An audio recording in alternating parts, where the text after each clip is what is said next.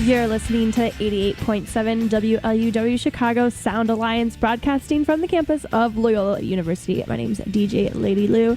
Thank you so much for everyone that has stuck with us this past hour. And I said I had a couple of special guests coming your way. And so this past hour, we've been talking to Kristen, Dominique, and Annemarie about our new blog, RedGrind, music around the red line. And now we have another special guest, Chris from the band Big Dammit. They're going to be playing at the Red Line Tap this coming Friday.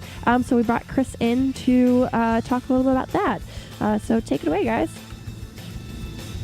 Hi. So we were actually just talking a lot right now. So we're interested in you guys, obviously. So why don't you tell everyone listening how you guys first met and how the band came to be? Okay, our origin story. Me and the other main member, Phil, who's the lead guitar player. I'm the rhythm guitar vocalist. I'm posing for a photo now. We met, actually, I'm originally from Texas. He's originally from Arkansas, and we met in Arkansas, where I was visiting with some friends, and I was 14. I turned 15 when I met Phil. Like the day after I met Phil, I turned 15 years old. And we've kind of been playing together in a multitude of bands ever since. We lived in Oklahoma for a long time, where we were in a band called Dig in the Cellar that was starting to have a little bit of success in Oklahoma, and then we broke up. And we decided that since our band was no longer together, we didn't have a good reason to stay in Oklahoma. So we moved to Chicago and started Big Dammit about 8 years ago.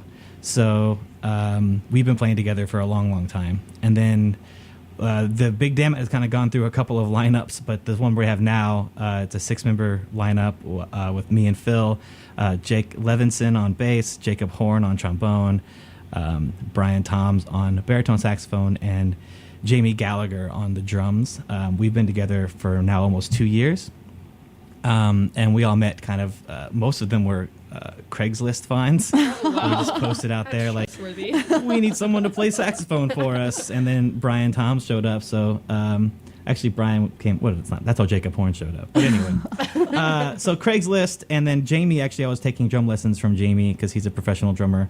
And I was mentioning how we were having a hard time finding a drummer, and he was like, hey, you idiot, I play drums. So that's how we've been together. Nice. Well, that's really nice. So how'd you guys come up with the name? Big Dammit. Big Dammit. Big Dammit. That actually came from when me and Phil were in college together. We had a friend who was trying to make fun of somebody else. We had two friends. One was really good at making fun of people, and the other guy was not so great at making fun of people. So the guy who was really good at making fun of people was really giving the other guy a hard time, and the guy who's bad at making fun of people was going to try to come up with a clever retort, and he started before he had thought of one. So he goes, yeah, well, you're just a big damn it. And he had nothing, so he called the guy a big damn it, and that became the guy who was bad at making fun of people's nickname all through college. So oh man, that's actually awesome.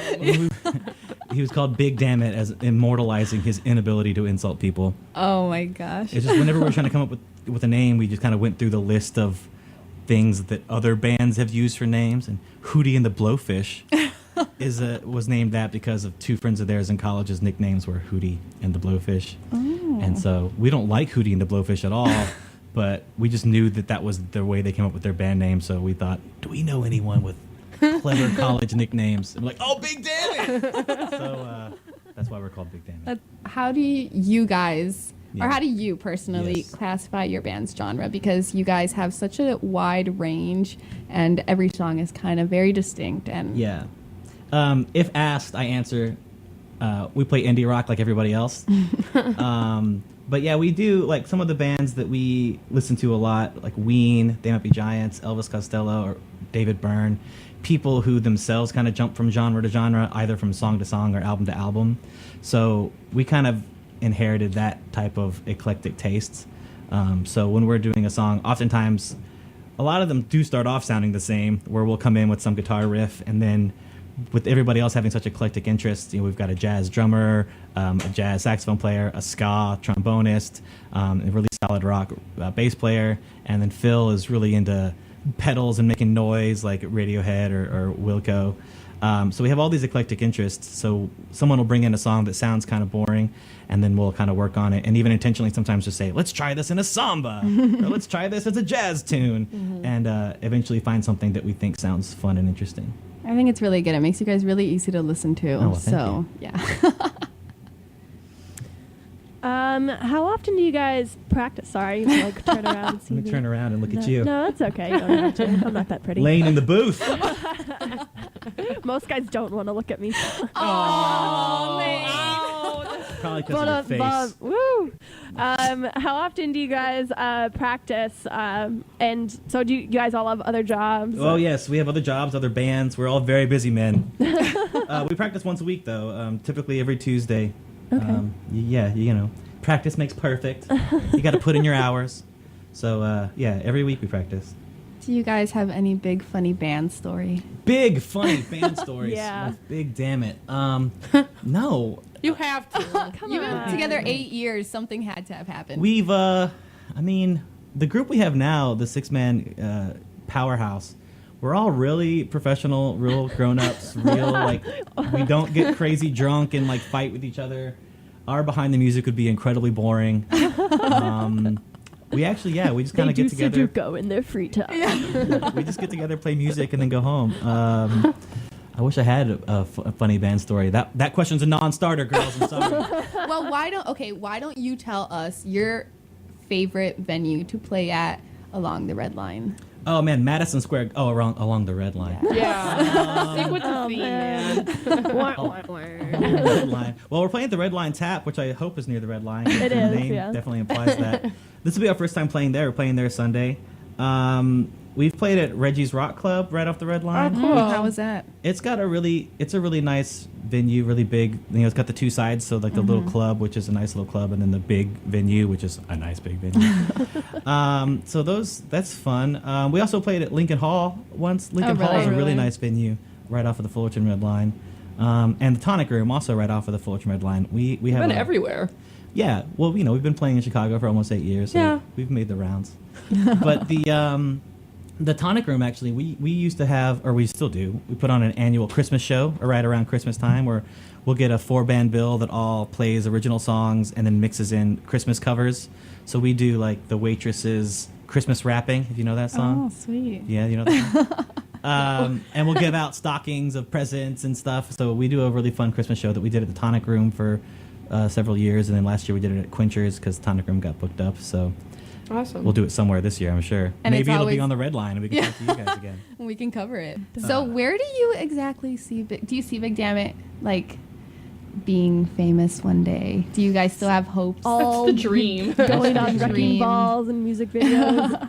I mean, I think that the amount of effort and time you have to put in to make a band, like, seriously, like, self-sufficient, where none of us need to have jobs anymore, is, I think, a little bit outside of our abilities now. We're all older. We're all doing other things. But our goal right now for Big Dammit, and we'd love for it to get bigger, is just to be a local group that has a local following that, you know, can sell out, you know, small local bars.